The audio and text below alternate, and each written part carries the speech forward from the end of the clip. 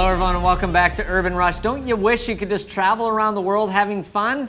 I do. Well, our next guest does just that. Robin Esrock is a gonzo adventurer. He's got a few talks coming up about his latest tricks. How are you? Fantastic. So you have to explain off the top so people who might not know you, what is a gonzo adventurer? I call myself a gonzo adventurer. Basically, I was hit by a car, took the insurance money, went to travel the world, and decided I'm just going to go for everything. No matter what comes my way, I'm going to go for it. And you just kept going. And it's 2 years later, and I'm still going. Okay, now quickly before we see the pictures of where you've been lately, you just got back from LA doing what, 14? 14 adventures in 14 days. Well, okay, just to give us a brief list of the ones you can remember.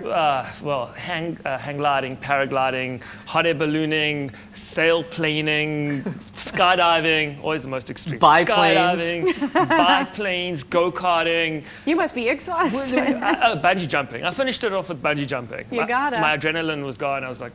I got a bungee jump. What brought that one on? Like it's a company that does booking. It's a booking service. And my reputation has now got out there, and people want me to come and review activities, adventures, tourism boards are approaching. Wait a second. Are you telling me, or are you about to tell me that you got paid to do that? I got paid to do that. Yeah, I really hate you. You know what? Someone has to do it. Someone has to do it. Okay, let's look at some pictures, Robin, of where you've been lately. They're going to bring up the first one here. Where's that?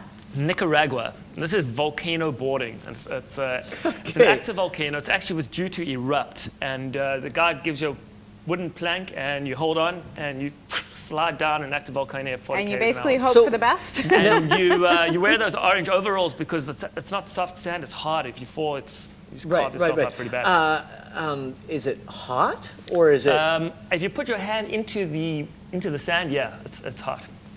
That's a really weird thing to do. It's a really weird thing to do. Was it fun? It was fun. Okay, good. Great Wall of China? Great Wall of China, Beijing. You know, people who go to Beijing want to see the Great Wall, and just outside of Beijing, it's tons of tourists, and the pollution's really bad. And you know, this is a bit further out, about 3 hours drive, and you can actually hike for 7 miles on the wall. Beautiful. It's amazing. Yeah. Did you steal a brick? Apparently they get quite upset by that. You know.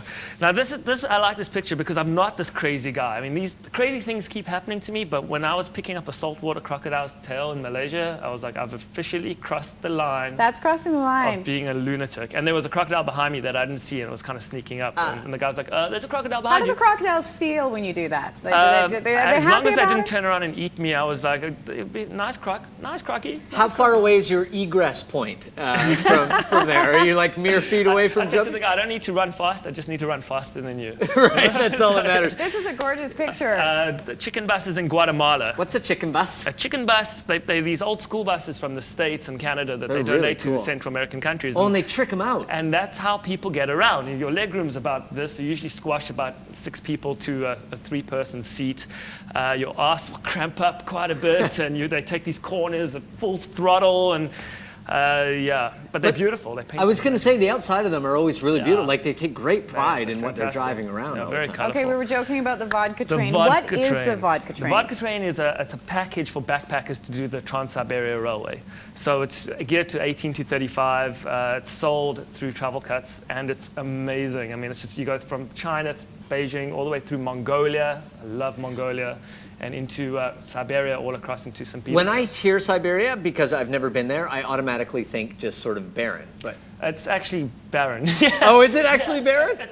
You'd think the scenery would change. And I was looking forward to mountains. No, it's 5,000 miles of the same. And they call it the vodka train. So do you? Yeah. There's not much to do except drink. So there's no scenery. You just look. Okay, this looks familiar. Well, I came back from the vodka train and went to Montreal, and then straight after that did the West Coast Trail with no training. This is Gonzo. No training whatsoever.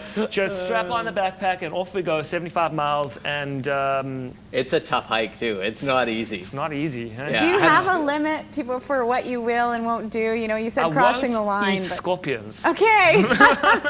Okay. Scorpions smell fear. They smell fear. So when this picture was taken, because you don't look scared at all. The thing's crawling, and anything creepy crawling on your arm is pretty gross, you know. And then it raises its tail, and he says, "They smell fear. Just relax." I'm like, "The tail's right. I can't relax.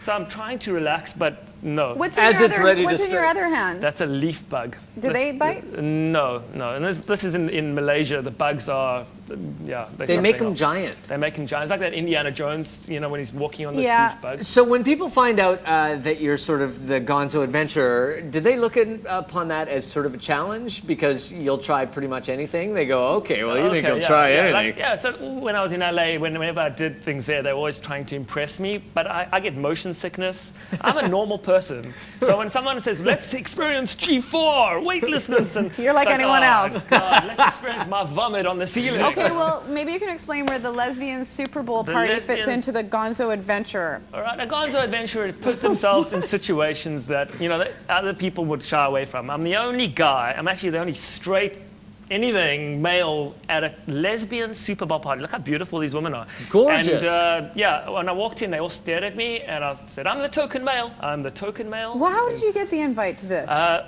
was staying with a friend and a friend of a friend and a friend, and we're on our way, and the cell phone message says, there's 35 lesbians, hope that's okay. I'm like, well, that's Gonzo. That right there you know. defines Gonzo.